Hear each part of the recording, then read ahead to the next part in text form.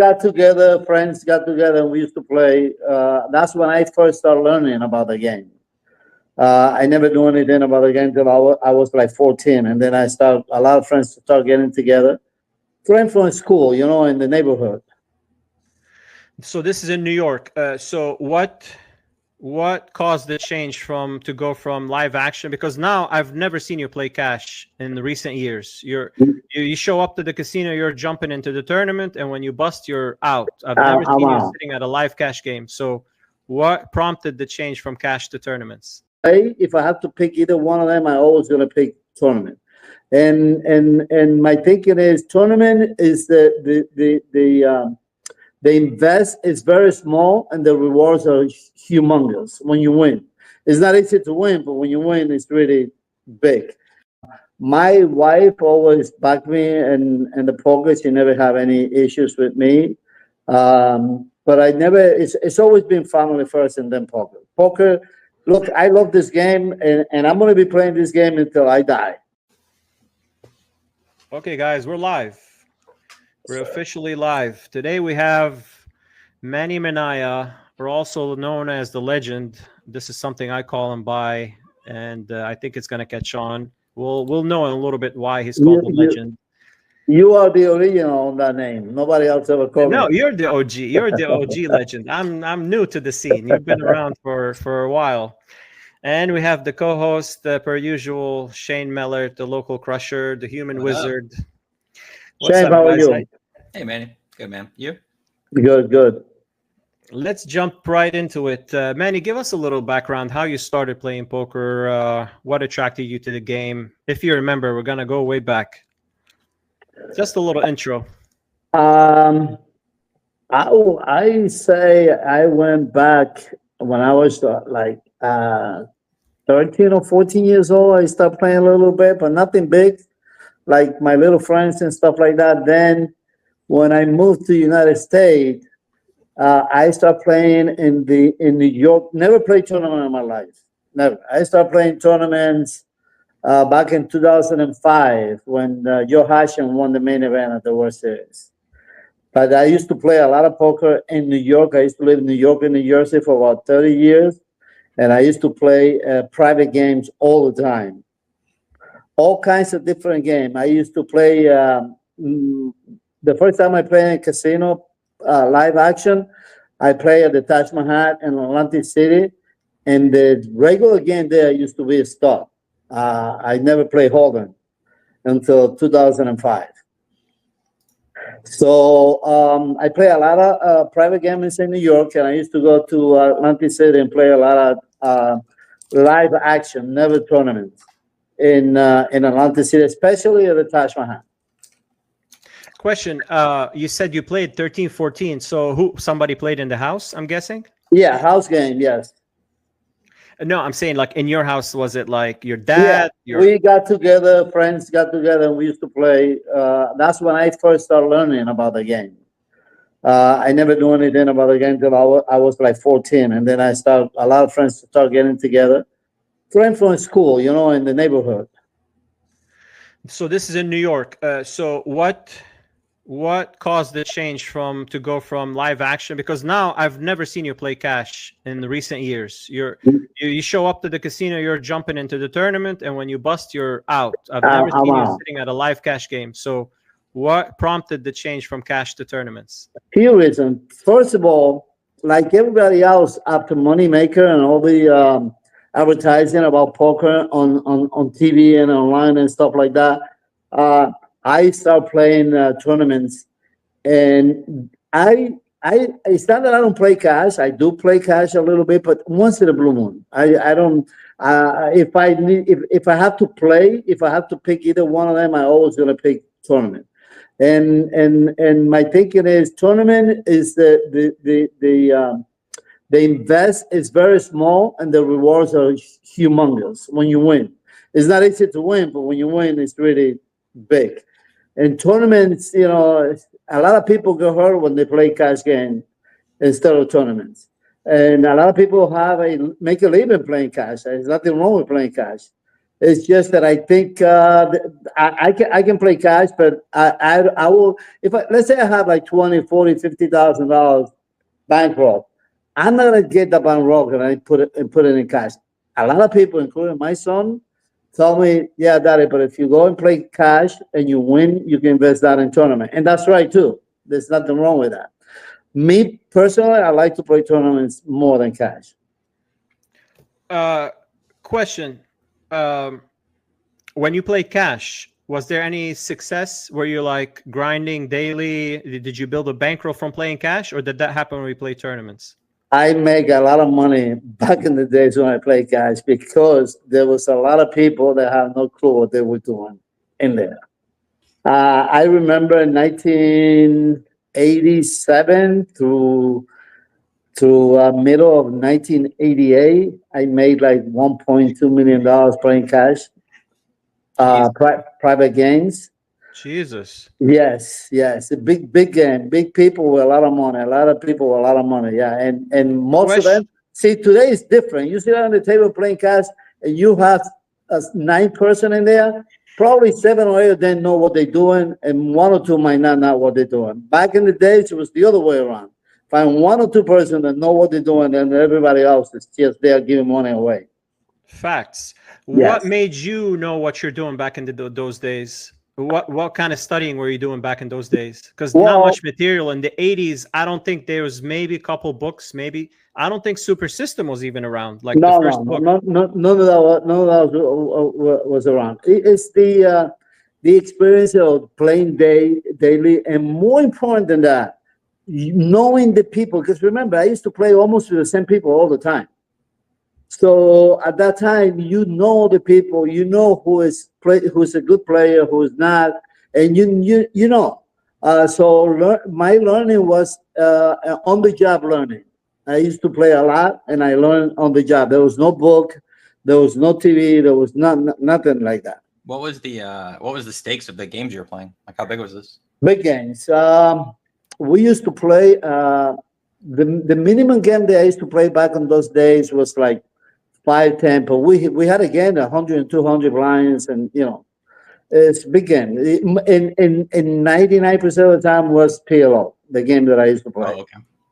Yeah. How did you have the bankroll, or did you build a bankroll from scratch, or what made you have a bankroll back in those days? Well, I had my job. I was working. I at that time I had my business already, so I wasn't living on poker. I was making a lot of money on poker, but I was making good money on my job. So, what was the job back in those days? I used to be an insurance broker, auto, home, health insurance. I used to have 6 different locations in New York and New Jersey back in those days. So, I was making a good living. I wasn't, the poker was like a hobby. But then I started making a lot of money in the poker, and I barely used to go to the office.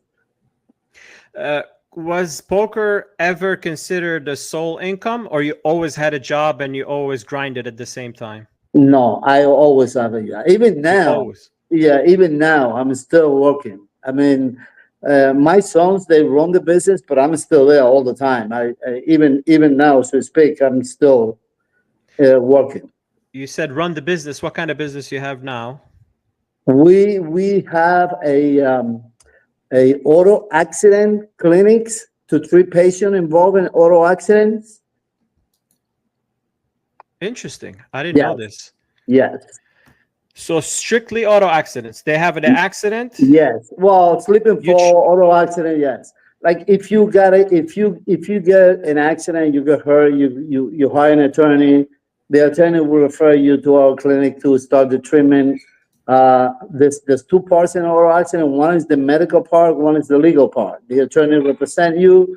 He's going to sue the person at fault, the insurance company at fault, and then he refer you to doctors to get better. So you're dealing basically with insurance companies and the people that got injured in the auto accident. Insurance company and attorneys.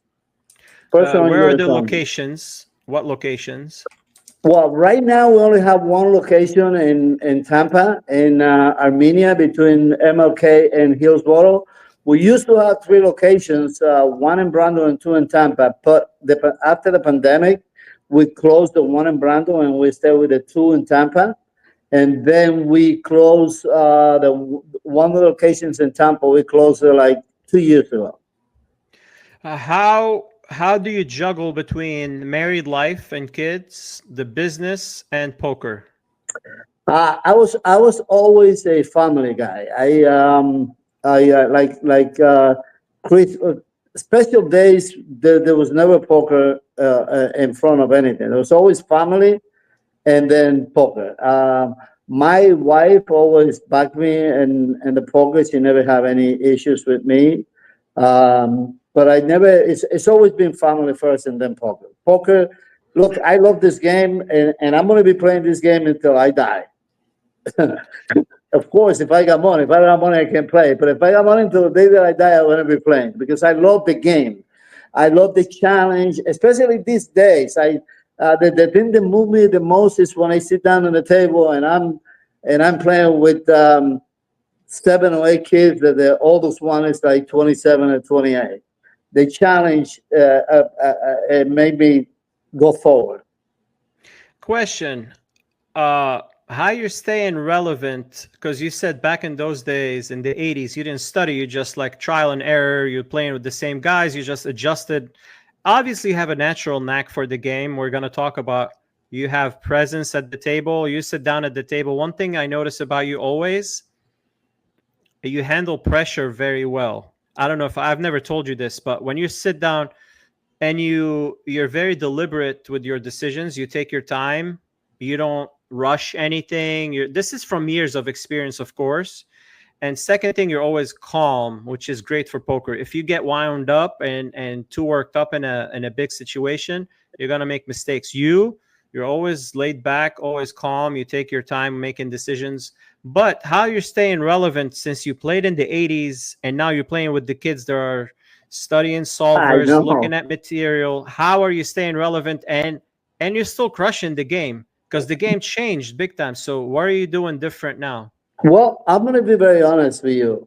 Poker is a young people's game. If you don't know that, you're wasting your time.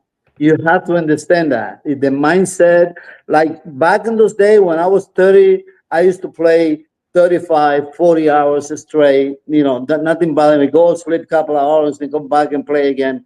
I can't do that this day. Now, see, the number one enemy in the game of poker is when you play and you are tired or you're asleep.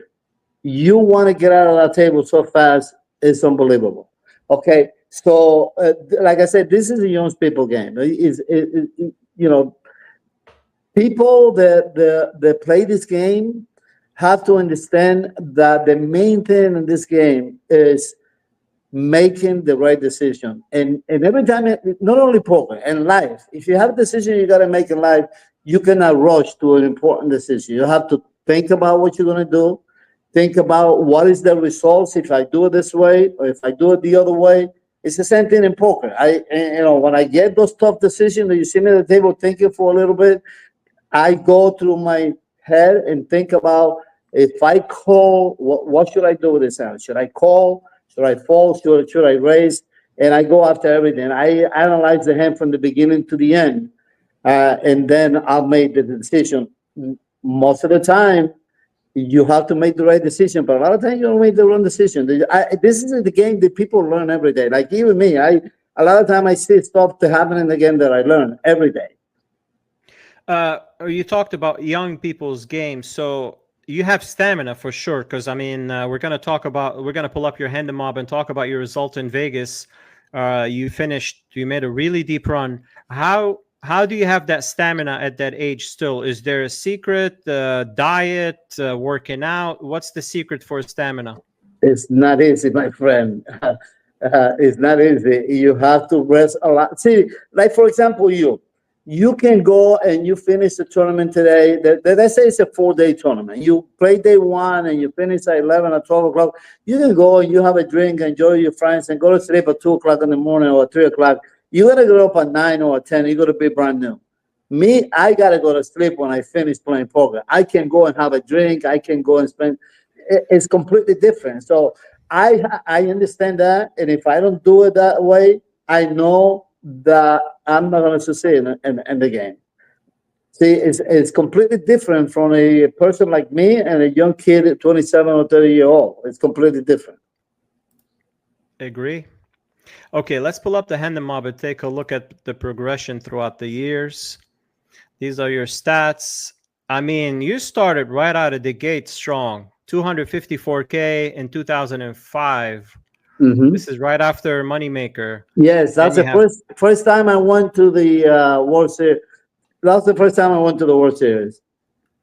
That's sick. I'm going to go into detail of how you scored 254. Then you have 215 in 2006, 71K, 300K in 2008. That's strong.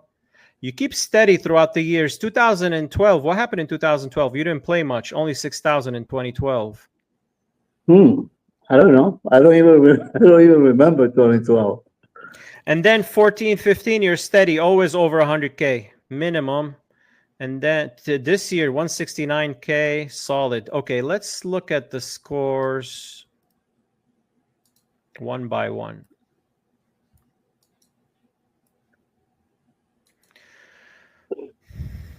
Okay, 2005. Okay, it's all WSOP stuff. Yeah. Omaha High Low, fourth. Yeah, that was Wow. my first final table. That's sick. What a summer you had. Yeah. Oh, this is the main event. You finished 61st? Yeah, the main event I got 61st. And that was back in the day when you buy that main event for $10,000 and you get $10,000 in chips. I can't believe you got 10K chips back in those days. Yes. Mike Mattisau got 9th. God damn. Mike Mattisau 9th. This is the year Aussie, Joe Mike Hashem. Mattisau got 9. Joe Hashem won the main event. Yeah, Mattisau got 9th place in that year. Yes. Phil Ivey 20th. Yes. Phil Ivey Yes. 20th. I Crazy. play along the side for a long time with John Juanda that for about day 4 all day long at the same table. Yeah. John with his weird stare. I know. Yes. What a sick lineup. Let me see how many people entered. I play with Hashian in day 5 too. I play with Mattisau at the TV table that year. Oh, really? Yes, we're the same. We're the feature table, me and him at the same table. So yeah. We can see it on YouTube? Yeah, if you look in there, you can see it. Yeah. I'm going to look it up. 5,600 entries. Yes. 7.5 million. That's sick. Okay, let's see at other scores. That's a sick run right out of the gate. You finished 60th in the main, like it's easy. I never forget the hand that I busted in that main event. Never. What a sick momentum. You got 61st, and then you, not even a few months later, on the circuit, you get second for 160K. Yeah, that was a circuit event in Tunica. 5K by a main event. How'd you bust the main? What was the hand? I was in the big blind with 2 queens. Everybody fall. The small blind had kings. He raised, I will raise. Of course, he shot, and I snap call. And the flat was there was 3 paint cards on the flat. Jack.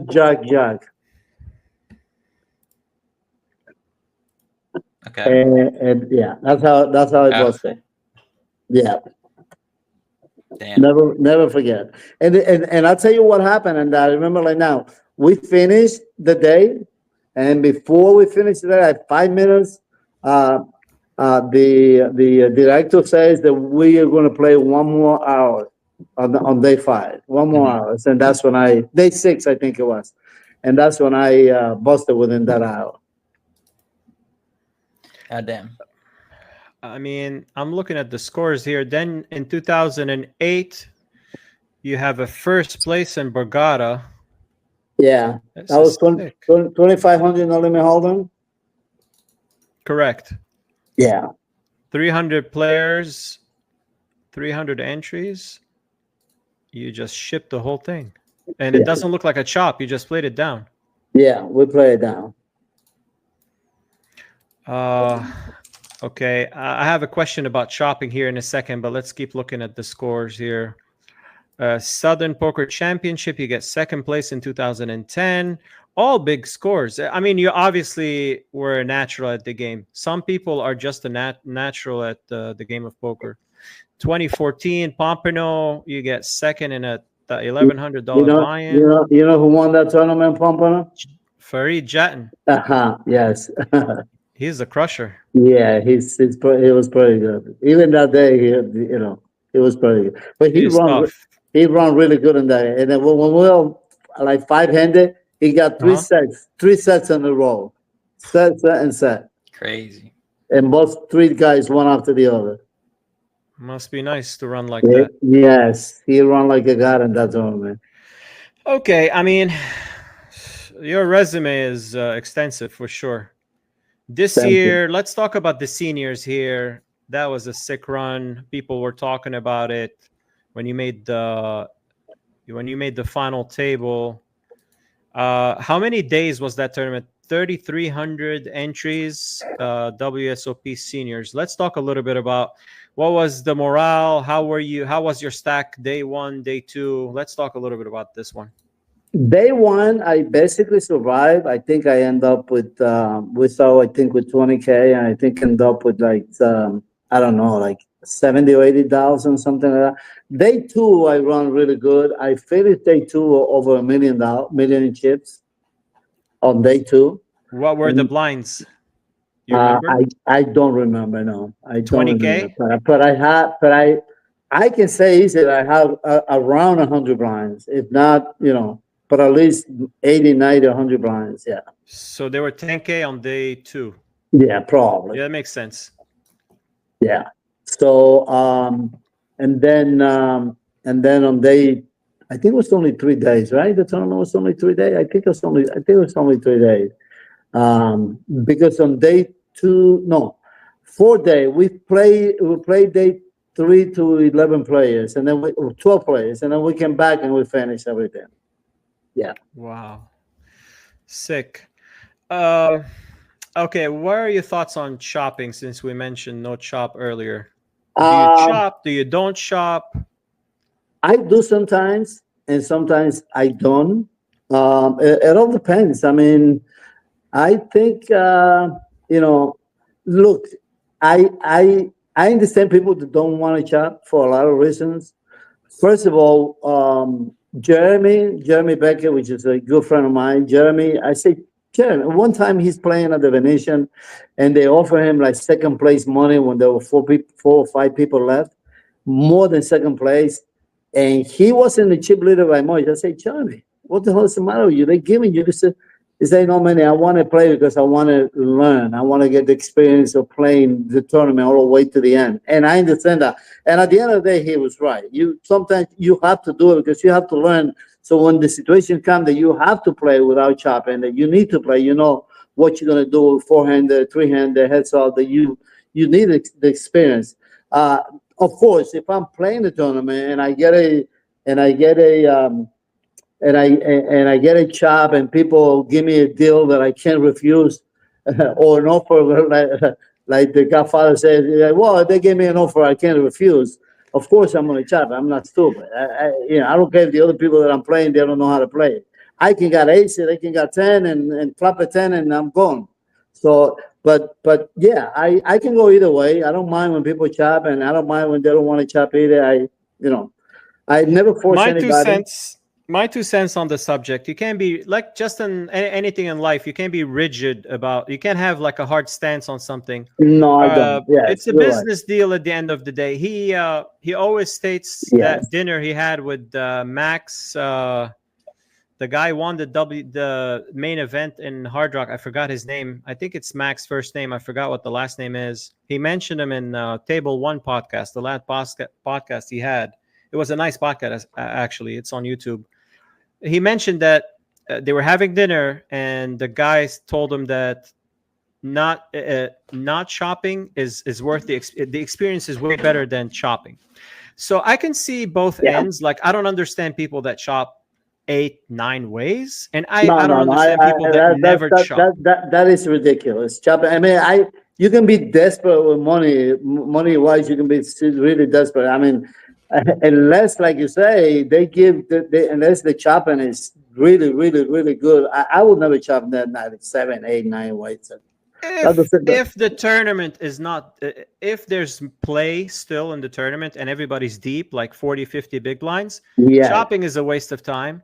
Yeah. But if the tournament is like shallow and everybody has like 12, 13 bigs, and you want to chop like 3 ways, 2 ways. If it's a shoe crowd, that the average stack is 10 big blinds, then chopping is nothing wrong with that because it's anybody's game. 100%. Yeah, I got a couple of opinions. I think like the time and place to kind of like prepare for like final tables is going to be like maybe some like online $10, $15 like tournaments that matter way less, where they're like first place is like $1,000. Now it's like we played the final table, I got the experience, I got put in these tough spots, and then I kind of like figured them out so that down the road when I'm playing for $1 million, I actually like I have the info. And then I think to like refuse chops for experience when there's like 90K on the line is kind of like that's being stupid. That's being stupid. Yeah. Yes, like, I agree with that. The money's going to matter at a certain point, and hopefully you're prepared when you get to the 90K final table or the 100K final table. Yes. And then you can also like your job as a poker player is to kind of like find EV everywhere. And I come to the table, especially like a final table, with a ton of confidence because I've probably played like 1,000 final tables. And it's just going to be more than everyone around me because most players just play live. And when you're playing live, you might just play like 3 final tables a year. So because I like have a confidence about me, I can negotiate pretty hard.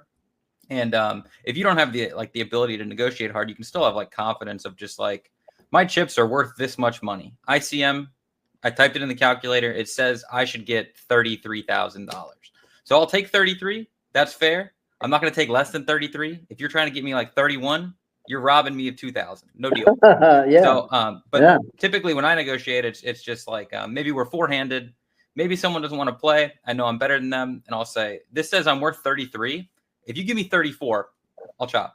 So basically, I always try to get more than ICM because I think I'm more skilled. Yeah, and, like I say, if you get an offer that is really good, and I do it. I've done it before too. I had a chop in Tunica one time in a tournament that I got almost at the end. We chopped it four-handed, and we left $100 on the line there to play for it. And at the end, I end up getting more money than first place. So it's nice. It's sharp. Yeah, exactly. So that feeling leaving the casino with like 10 stacks is such a good feeling when you've done all the homework, all the hard work. You finish second, third, or win the tournament and leave with 10 stacks is that's what we play for. Manny, let's talk a little bit about, from all your experience, your thousands of hours at the tables, live tells. How much do you rely on live tells and reads? I say probably, I don't think it's much, but I say 10%, 15%. I can tell, but in order for you to get a tell in a player, you have to sit down, unless you know them from before.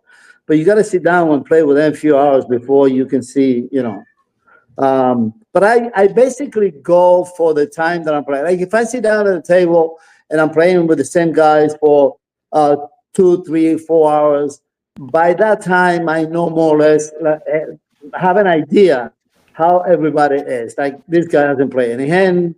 Every time he 3-bet, his guys show a big hand. This guy is very loose. His range is from here to the moon. You get an idea more or less. But I say 10% more or less. Is there like one tell that stands out more than you look for a certain, whether it's like pulse, or you just look for energy, like how? Yeah, anything specific? No, but nothing specific. When I see that bet, what I look for is I'm laser focused on every movement they're making, like how they release the chips, how they're retracting their hand back, what's going on with the eyes, what's going on with the feet, their breathing. Yeah, Carl. Sometimes you try to get a tell from a player, and when you get a tell from somebody, I say that 90% of the time you're going to be right what you're saying. And there should be between 5 or 10% that you might be wrong. Okay. I agree. Yeah, sometimes. And look, 99.9% of the time when I get a read on somebody, I go with my read. I don't care if I'm wrong. So be it. I really don't care. 100%. Yeah, You go with the gut. You go with the yeah. gut feeling. I go if my read is this guy have the notes. I don't mind folding the second or third note. I don't care. And if I think he doesn't have it, my A side is good. I'm also going with that. Do you think you give off any tells? I've never seen you hide anything. You don't hide your mouth. You don't wear glasses. You don't wear hats. No, I don't. I mean, look, if we're playing for $200,000, $300,000, I might get nervous here and there. I'm not perfect. Nobody is. So, but this tournament, regular tournament that we play all the time together, I mean, if you try to get a tell on me, most of the time you're gonna be wasting your time.